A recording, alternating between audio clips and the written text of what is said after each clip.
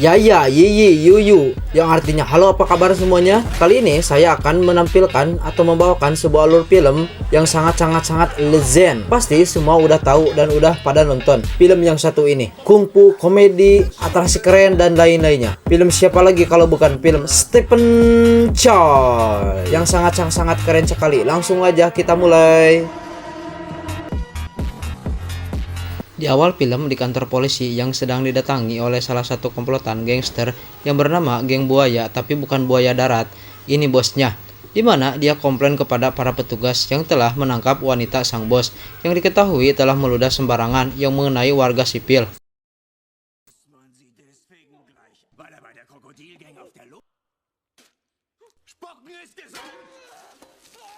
Setelah menghajar dan meludahi petugas polisi, mereka pun pergi dari sana.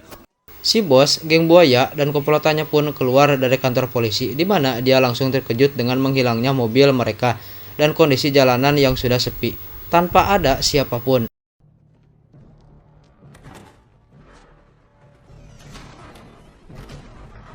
Saat itulah muncul beberapa orang yang merupakan komplotan dari geng paling besar dan ditakuti saat itu, di mana ciri khas geng tersebut adalah memakai pakaian rapi seperti jas, dasi, topi tinggi, dan sering muncul dengan jumlah yang sangat banyak.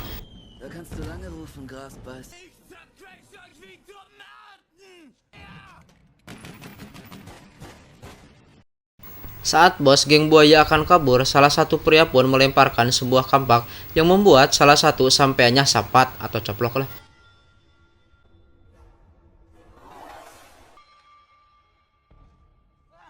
Dilanjut dengan aksi brutal yang ditampilkan si bos gangster tersebut yang berjalan sambil berjoget-joget dan memetoikannya dengan begitu sadis. Lalu diakhiri dengan memetoikan si wanita dengan begitu sadis juga.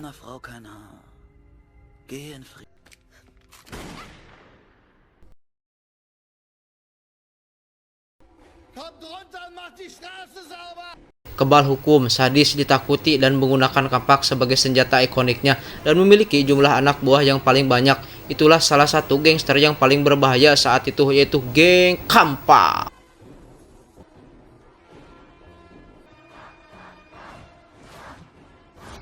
Berpindah ke kehidupan orang normal yang tidak ikut-ikutan gangster. Mereka hidup normal, yang penting aman, tenang, bisa makan. Mereka tinggal di komplek babi, di mana komplek tersebut dihuni oleh masyarakat miskin yang tinggal di rumah kontrakan yang dimiliki oleh pasangan ibu dan bapak juragan kontrakan. Dan mari kita perkenalkan dengan bapak juragan yang memiliki komplek babi. Ini bebengetannya atau wajahnya lah. Juragan kontrakan yang sedang membeli beberapa roti, namun tampaknya si tukang roti pun mengasih gratis karena dia belum bayar kontrakan.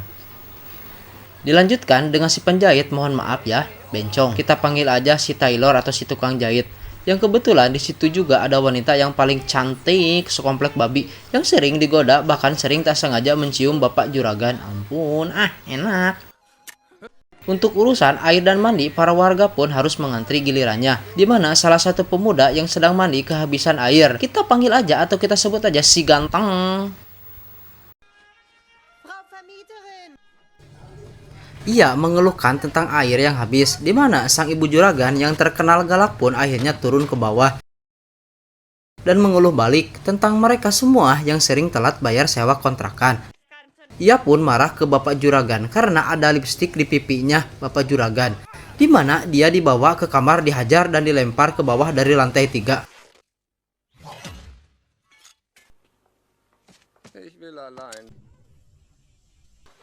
Dan akhirnya kita akan melihat sang tokoh utama kita atau jagoan kita yang bernama Sing.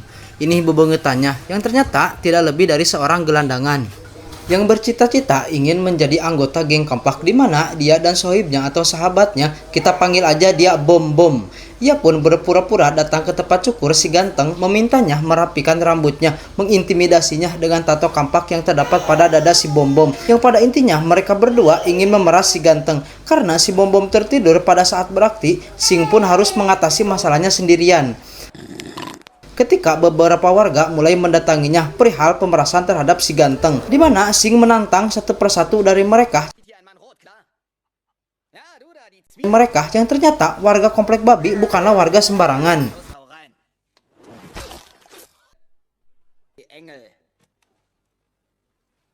Komm her. Was willst du denn? Ich meine nicht dich.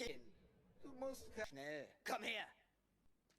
Wirklich kein Spaß. Den Kampf müssen wir leiten. Saat itulah muncul sang ibu juragan yang langsung menghajar Sing menggunakan sendal jepit, di mana Sing yang berambisi menjadi anggota geng Kampak pun berinisiatif untuk meminta bantuan dengan menyalakan sebuah dinamit mini yang secara kebetulan muncul geng Kampak yang asli. Entah kebetulan atau apa, dinamit mini tadi tepat mengenai seorang dari geng Kampak tersebut.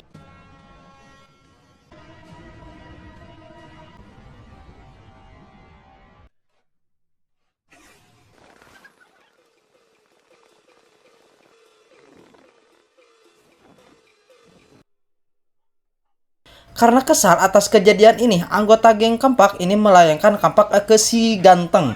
Tapi dengan cepatnya ia malah terlempar ke dalam tong sampah.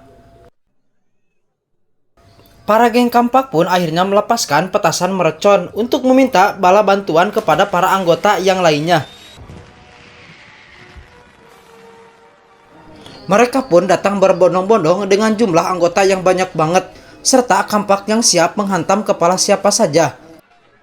Para pasukan geng Kampak ini pun mengacak-acak tempat tersebut hanya untuk mencari tahu siapa yang telah melempar dinamit dan menyebabkan anggotanya masuk ke tong sampah dan ngabudah tak berdaya. Di mana si bos Kampak yang mulai murka pun langsung mengancam akan membakar seorang ibu dan anaknya sampai salah satu dari mereka buka suara.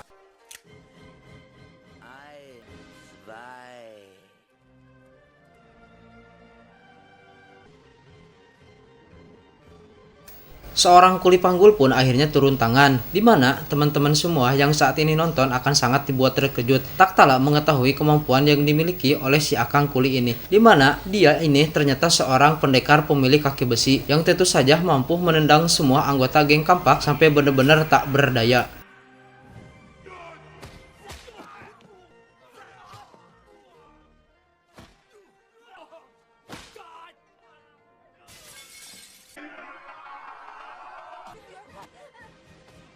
Ketika situasi semakin sulit, akhirnya muncul satu lagi pendekar yang diam-diam menyimpan kemampuan luar biasa, yakni si penjahit yang sedikit, mohon maaf agak sedikit kewanita-wanitaan, di mana dia ternyata adalah seorang pendekar pemilik tangan besi yang memiliki bogeman super kuat yang mampu membuat siapapun termewek-mewek dibuatnya.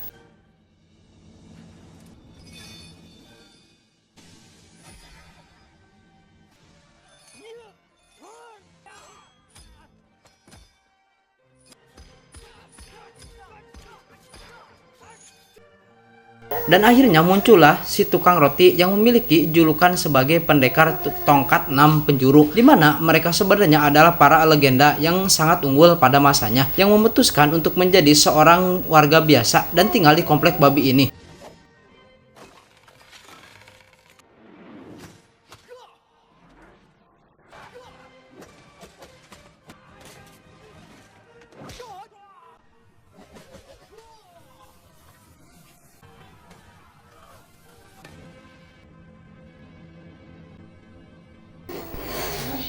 Akibat perbuatannya, Sing dan Bom Bom pun harus ditangkap, dan di mana mereka akan dibunuh, Sing ternyata menyimpan sebuah bakat rahasia, yakni melepaskan ikatan dari borgol dengan kecepatan seperkian detik.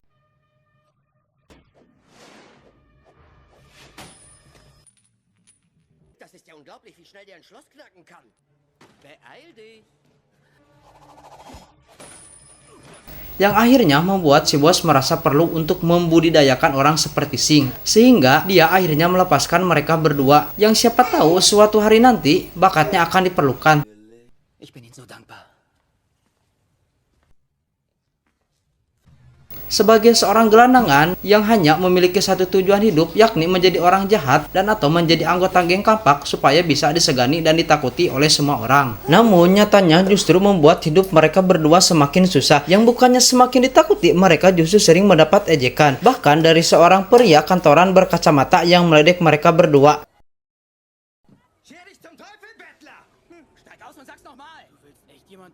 Bom Bom pun bertanya, memangnya kakak Sing bisa kungfu. Dengan sombongnya Sing menjawab sambil cerita masa lalu bahwa dulu saat dirinya kecil ada seorang pengemis penjual buku bela diri yang berjudul Telapak Sakti Buddha mengatakan jika Sing memiliki struktur tulang yang sempurna dan memiliki aliran Qi yang cocok untuk menjadi seorang ahli kungfu paling hebat yang pernah ada. Entah hanya teknik marketing supaya buku usangnya cepat laku atau memang mengatakan hal yang sebenarnya, tetapi Sing kecil yang polos pun bela-belain memberikan semua uang tabungannya pada waktu itu, di mana dia mempelajari setiap jurus yang ada pada buku tersebut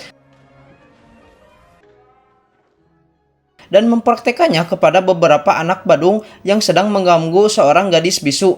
Dan apa hasilnya? Tentu saja jong. Sing kecil pun justru dikeroyok rame-rame dan dikencengi oleh anak-anak badung tersebut. Kejadian itulah yang membuat Sing ingin menjadi anggota gangster atau menjadi penjahat, di mana pengalaman tersebut membuatnya menjadi sadar bahwa dengan menjadi seorang penjahat akan membuatnya lebih ditakuti dan dihargai oleh semua orang. Dan untuk merealisasikannya hal itu, mereka berdua pun menjahati seorang gadis penjual es krim dengan mengambil es krimnya tanpa membayarnya, yang pada akhirnya Sing dan Bom Bom pun hanya bisa menjahati orang yang lebih lemah dari mereka. Kembali lagi ke komplek babi, di mana si ibu jaragan justru marah kepada si kuli, si tukang roti, dan si penjahit. Oleh karena tindakan sok pahlawan mereka justru akan memancing lebih banyak teror dari para gangster. Yang tindakan heroik mereka akhirnya dihargai oleh si ibu dan si anak yang pada kejadian tadi sempat akan dibakar.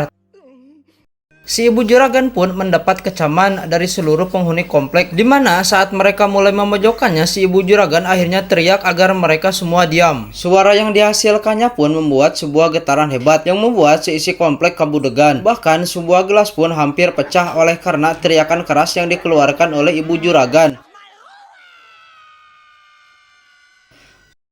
Tanpa ibu juragan sadari, Sing dan Bom Bom ternyata diam-diam berencana untuk membalas dendam atas kejadian kemarin, di mana aksi mereka justru berakhir mengenaskan. Bahkan untuk melempar satu pisau pun tak berhasil.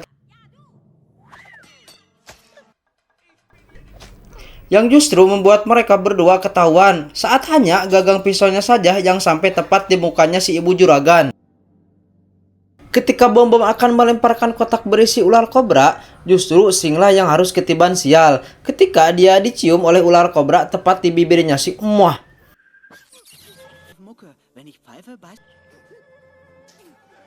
Ibu juragan yang sudah geremet pun pada Sing, ia mengejar Sing. Yang dari sini mereka berdua terlibat kejar-kejaran dengan efek suara mobil Formula One yang seolah-olah dikendarai oleh Lewis Hamilton.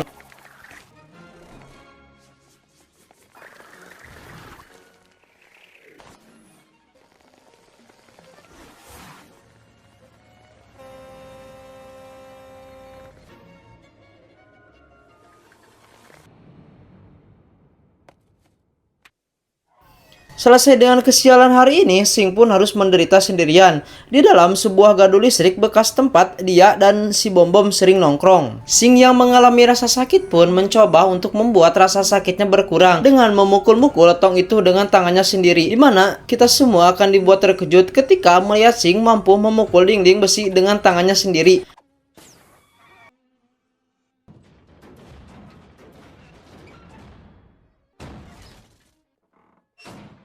Yang tanpa dia sadari, hal itu berhasil membuatnya sembuh dengan cepat. Entah sadar atau tidak, Sing memiliki regenerasi tubuh yang cepat. Seolah-olah aliran Qi dalam dirinya membuat sel-sel dalam tubuhnya bisa memulihkan dirinya sendiri dengan cepat. Hal itu pun membuat dirinya sangat unik, tapi belum Sing sadari. Sementara itu, kita akan dibawa ke markas geng Kampak, di mana si bos akhirnya menyewa 2 orang profesional untuk memberi pelajaran kepada komplek babi. Kita panggil aja si pemusik. Para pemusik ini memiliki kemampuan bela diri di atas rata-rata. Ketika si asisten bos Kapak mengatakan bahwa merekalah yang terbaik, tapi 2 pemusik ini pun menampik hal tersebut dengan mengatakan bahwa hanya ada satu pendekar yang terbaik di dunia ini, yaitu seorang pembunuh nomor 1 di dunia yang berjuluk The Beast, bukan Mr. Beast ya, yang karena dedikasinya kepada kungfu tinggi dan tidak ada yang bisa mengalahkannya, membuat dia akhirnya gila dan sekarang ditahan di sebuah penjara khusus untuk orang gila dengan tingkat kejahatan yang sangat buruk. Di komplek babi, ketiga pendekar yang sudah menyelamatkan warga pun akhirnya diusir oleh si ibu juragan karena takut akan menimbulkan kericuan yang lebih buruk, sehingga mereka memutuskan untuk bertarung terakhir kalinya sebelum berpisah dan pergi ke tujuan mereka masing-masing.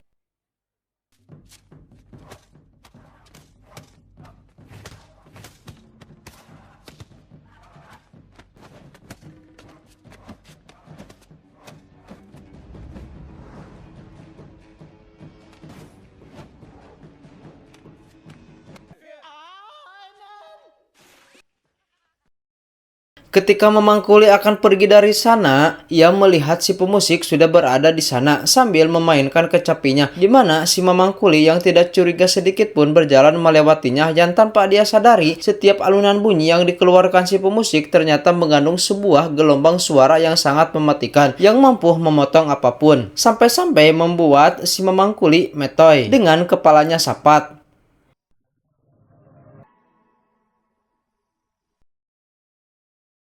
Bersamaan dengan itu, si pemusik yang satu lagi mengunjungi si penjahit untuk memetoykannya juga. Namun, si penjahit sudah menyadari akan kedatangannya.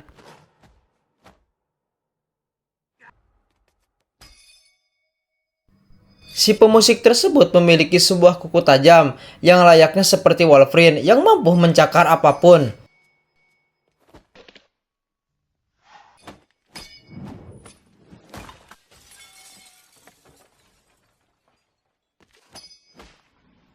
Saat eksekusi akan dilakukan, kita akan melihat alunan kecapi yang dimainkan si pemusik ternyata memiliki gelombang suara yang sangat tajam, seperti sebuah pedang, hingga membuat gelang besi milik si penjahit hancur seketika. Dan ketika si penjahit sudah tak memiliki apapun untuk bertahan, muncullah si pendekar tongkat 6 yang langsung menghalau semua serangan si pemusik.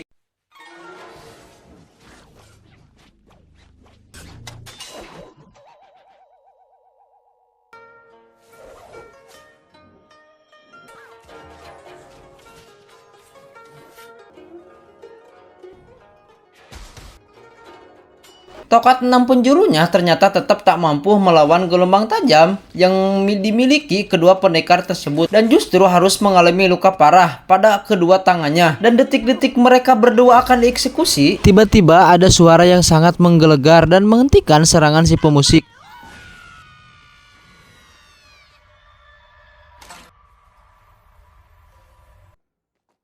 Tanpa terlihat sedikit pun, Bapak Juragan sudah berada tepat di tengah-tengah mereka berdua, di mana saat kedua pemusik ini melakukan serangan, justru mereka berdua sendirilah yang terluka.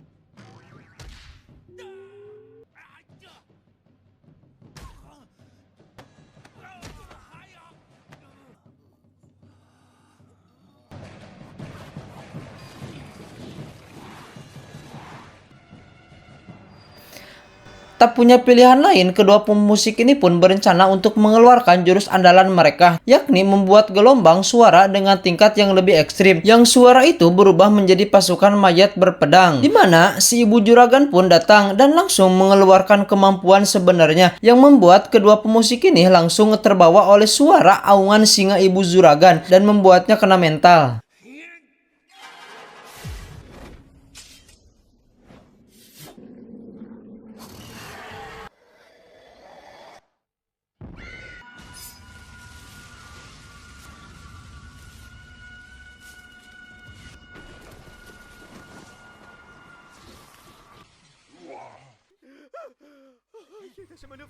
Untuk si bos yang sengaja datang ke sana untuk menonton, dia pun harus kena mental.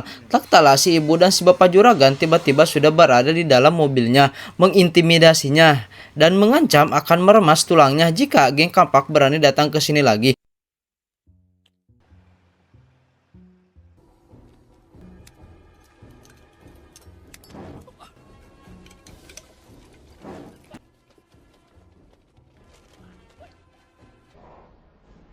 Kematian tiga pendekar yang baik hati pun membuat si ibu dan si bapak juragan bersedih karena tidak bisa berterima kasih kepada mereka. Bukan tanpa alasan, walaupun mereka berdua ini adalah ahli kungfu yang sangat hebat, bapak dan ibu juragan sudah berjanji tidak akan bertarung lagi, dan hari ini mereka melanggar janji tersebut hanya untuk melindungi seluruh warga yang ada di komplek babi. Dan karena sekarang benar-benar tidak aman lagi, warga komplek babi pun diminta untuk pergi dari komplek ini untuk menghindari kejadian buruk di masa mendatang.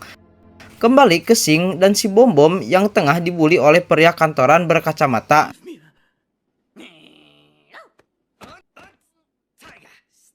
di mana saat ambisinya untuk menjadi orang jahat tidak tersalurkan atau lemak jahat lah, tapi bukan lemak itu ya, maka mereka lagi-lagi akan menindas orang yang lebih lemah dari mereka, yakni si gadis bisu penjual es krim, yang ternyata dia adalah si gadis kecil yang sempat diselamatkan oleh Sing di masa lalu. Dan karena saat itu si gadis belum sempat berterima kasih, dia pun masih setia menyimpan permen yang dulu sempat akan diberikan kepada Sing, sehingga ketika sekarang mereka berdua bertemu, si gadis pun berniat untuk memberikannya. Sing yang semakin kesal karena teringat masa lalu, ia pun menyuruh si Bom-Bom untuk pergi dari hadapannya.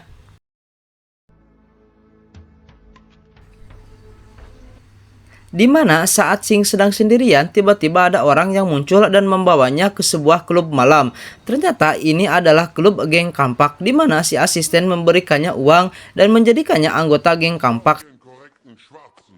Si bos mengatakan bahwa kini saatnya Sing harus membuktikan apakah dirinya layak atau tidak menjadi bagian dari mereka. Dan alangkah mengejutkannya ketika dia diminta untuk masuk ke sebuah rumah sakit yang dihuni oleh para penjahat gila tingkat ekstrim, di mana dia harus masuk ke dalam dan membebaskan satu tahanan yang berada di ujung gedung di rumah sakit ini. Dan baru saja Sing menginjakkan satu kakinya di dalam, Sing langsung dikejutkan dengan kemunculan badai awan hitam yang menandakan jika tempat ini menyimpan orang yang teramat sangat jahat. Tapi meski begitu, Sing tetap masuk ke dalam dan mencoba untuk membuktikan bahwa dirinya layak menjadi anggota geng kapak. Dan ketika berada di lorong sel yang dituju, Sing pun mengalami halusinasi ketika darah mengalir dari lorong tersebut. Terdapat begitu banyak bangkong alias kodok lah yang memenuhi depan sel tersebut, entah apa penyebabnya. Tapi Sing yang sedang panik bercampur takut pun mulai membuka kuncinya. Dan inilah pembunuh nomor 1 yang sempat diceritakan oleh kedua pemusik, yaitu The Beast, yang digadang-gadang sebagai pendekar hebat sekaligus paling berbahaya di dunia yang memiliki kemampuan bela diri yang sangat tinggi dan sengaja menghuni rumah sakit jiwa karena tidak ada pendekar yang mampu mengalahkannya atau memberikannya perlawanan di dunia ini. Dan jika memang ada ahli bela diri yang mampu menyaingi kemampuannya atau setidaknya memiliki aura seorang petarung sejati, maka The Beast pasti sudah keluar sejak lama dari rumah sakit tersebut. Dan jika dia ingin keluar dari kemarin-kemarin pun pasti sudah keluar sendiri tanpa bantuan dari siapapun. Dan dengan penampilan layaknya pria parubaya dengan sena jepit merek Swallow pun membuat bos geng kampak jika dialah The Beast, sang pembunuh nomor 1. Sehingga dengan sangat-sangat hormat The Beast diminta untuk menunjukkan sedikit kemampuannya. Bukannya tidak percaya, tapi mereka ingin melihat seperti apa gaya atau jurus pertarung nomor 1 itu. Karena didesak, Sing pun terpaksa harus turun tangan dengan langsung menguji seberapa hebat The Beast. Sing pun dengan kepalan tangan jahanamnya, Sing pun dengan pede-pedenya mengancam akan membogem The Beast.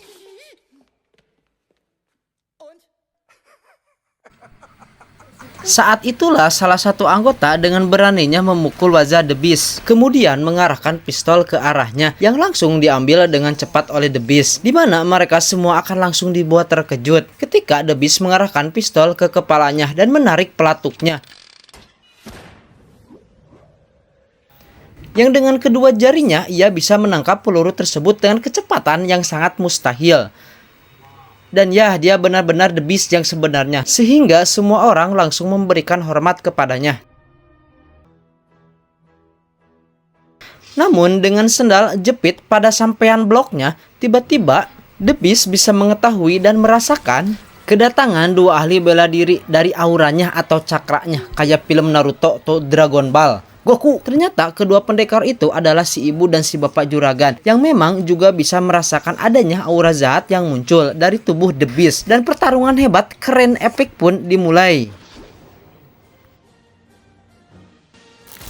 dimana kita bisa melihat pembunuh nomor 1 ternyata bukan hanya isapan jempol belaka. Setiap pukulan dan tendangan yang diberikan oleh bapak dan ibu juragan ini sama sekali tidak dirasakan oleh The Beast, dan justru mereka berdualah yang harus meladeni gerakan super cepat dari The Beast. Dari sini situasi pun berubah dari yang tadinya komedi menjadi sangat-sangat beradrenalin dan menegangkan, dimana yang kita anggap berdua juragan pendekar yang paling hebat pun ternyata tidak seberapa hebat dibandingkan dengan The Beast, dimana setiap serangan yang diberikan The Beast ini sangat-sangat membuat kedua juragan kewalahan. Seperti yang telah dikatakan The Beast sebelumnya, bahwa di dalam seni bela diri kecepatan adalah semuanya. Ternyata hal itu benar, bahkan auman singa yang dikeluarkan oleh si ibu juragan pun tak mampu mendumbangkan The Beast, dan ia masih tetap berdiri tegak tanpa merasakan ketar-ketir sedikit pun.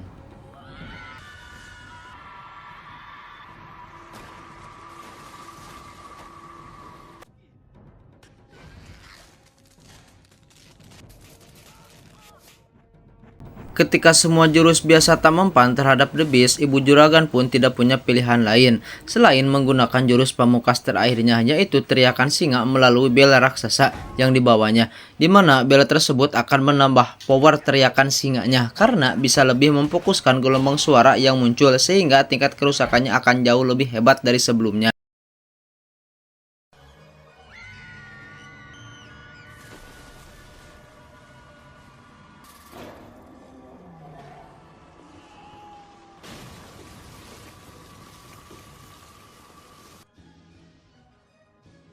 Dan bukan hanya jago kungfu, The Beast ternyata adalah orang yang sangat licik dan culas, dimana saat dia mengaku kalah, The Beast diam-diam mengeluarkan sebuah senjata rahasia yang berhasil melukai perut kedua juragan, sehingga mereka saling mengunci satu sama lain tanpa ada yang bisa bergerak sedikit pun.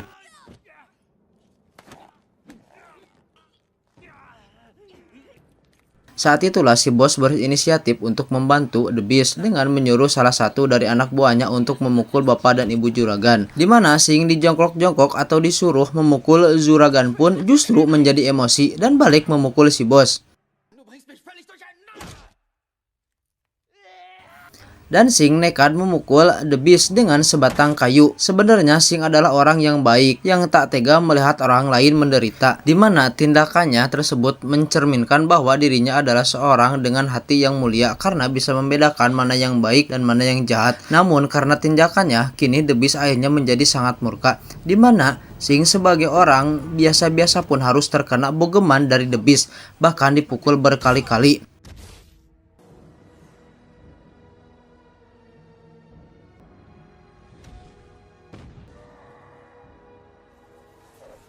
Tapi Sing masih sempat membalas pukulan menggunakan sebatang kayu kecil.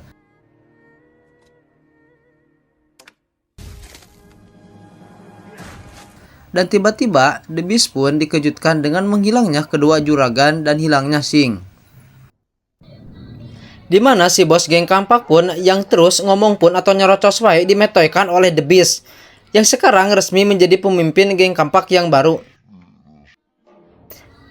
Sing sendiri dibawa ke kediaman juragan untuk diobati, di mana pada momen ini kita akhirnya mengetahui tentang siapa jati diri Sing yang sesungguhnya. Karena jika kita memperhatikan dari awal kemunculannya, Sing dengan segala komedinya pun ternyata sudah menunjukkan beberapa hal serius yang menandakan bahwa dia bukanlah pria biasa. Di antaranya ketika masih kecil, ketika si pengemis mengatakan Sing memiliki struktur tulang yang sempurna dan punya aliran chi yang berbeda dengan kebanyakan orang. Dan berkat pukulan kuat yang dilayakkan oleh The Beast berkali-kali, secara tersengaja membuka potensi dalam diri Sing. Dan Sing akhirnya mengalami suatu perubahan yang drastis, yang membuatnya bisa membuka seluruh potensi dalam dirinya. Dengan kata lain, Sing adalah salah satu dari sejuta kemungkinan orang yang bisa menguasai berbagai jurus dengan cepat tanpa harus mempelajarinya bertahun-tahun. Saat itulah muncul The Beast bersama semua pasukan geng kampak.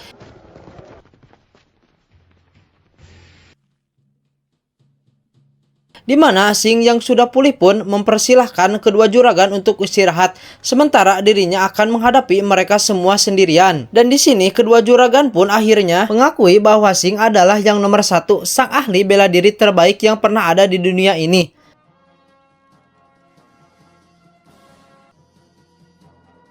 Satu lawan ratusan anggota geng kampak bukanlah sesuatu yang besar bagi seorang Sing yang sekarang. Sing yang sekarang instingnya menjadi sangat tajam, setajam silet, memiliki kecepatan layaknya Silver Quick, hingga mampu melihat semua orang dalam gerak lambat.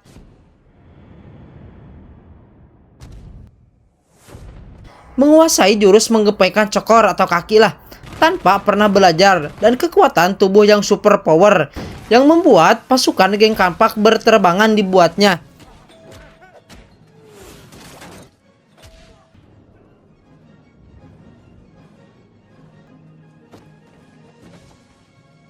Ketika semua pasukan geng kepak sudah tak ketawala kaya, kini saatnya Sing harus berhadapan dengan The Beast, yang dari raut wajahnya dia sama sekali tidak terkejut atau wow.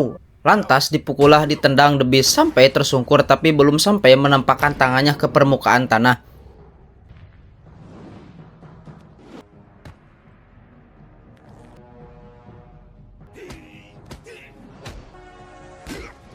Dan apakah kalian ingat dengan begitu banyaknya bangkong alias kodok ketika The Beast masih di sel? Ya, hal itu ternyata bukan tanpa alasan, karena The Beast sudah bertahun-tahun mendalami sebuah jurus terlarang, yakni jurus kodok-kodokan atau jurus kodok menahan nafsu, yang membuat tubuhnya bermutasi layaknya menjadi kodok, di mana mutasi tersebut membuat jaringan ototnya menjadi sangat kuat dan memiliki kecepatan setara peluru.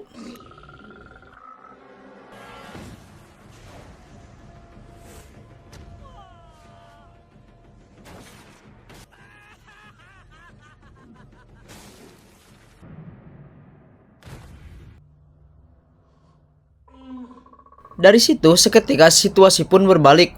Sing mulai kewalahan, di mana lompatannya benar-benar sangat mengerikan dan tidak dapat diatasi.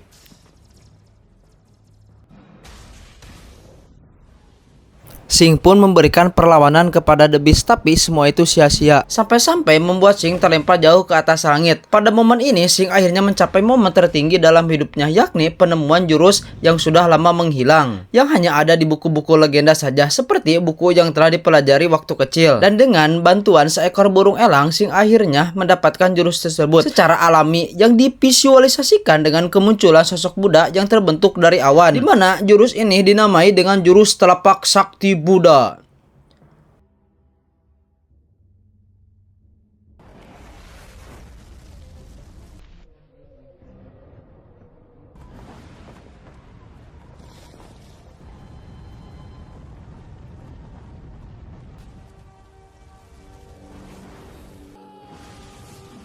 Ya, inilah jurus telapak sakti Buddha. Dan untuk terakhir kalinya, The Beast kembali berbuat licik dengan mengaku menyerah. Padahal dia akan mengeluarkan senjata rahasia. Dimana kali ini The Beast benar-benar mengalami apa yang disebut istilahnya kena mental lah. Saat Sing kembali menggunakan telapak saktinya ke bebengetannya The Beast. Tapi tak sampai mengenai wajahnya dan hanya di pinggir bebengetannya saja.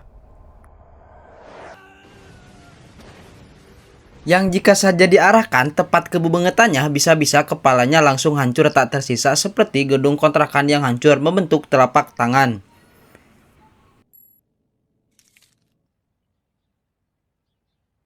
The Beast bertanya apa nama jurus itu. Sing pun menjawab, jika kau mau aku bisa mengajarimu. Dan pada titik ini The Beast akhirnya benar-benar mengakui kekalahannya. Dan pada akhirnya bersujud kepada Sing sambil termewek-mewek dan memanggil Sing dengan sebutan guru.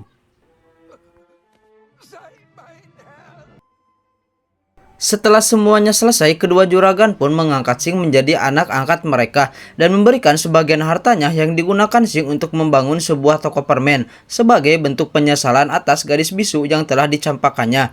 Dan film pun diakhiri dengan pertemuan mereka berdua, di mana Sing akhirnya menikahi si gadis bisu dan hidup bahagia selamanya. Gimana semuanya? Seru kan filmnya? Terima kasih ya yang udah nonton semuanya. Sedikit kata di akhir video bercermin dari The Beast dan Ibu Juragan. Hidup itu jangan terlalu sombong, karena di atas langit masih ada langit. Roda kehidupan itu berputar. Hiduplah dengan rendah hati dan penuh kebaikan agar kamu mendapat kelancaran, kemudahan, dan keberkahan. Kami segenap jajaran tim Petualangan Ihsan mengucapkan terima kasih. Sampai jumpa di video yang lainnya. Bye.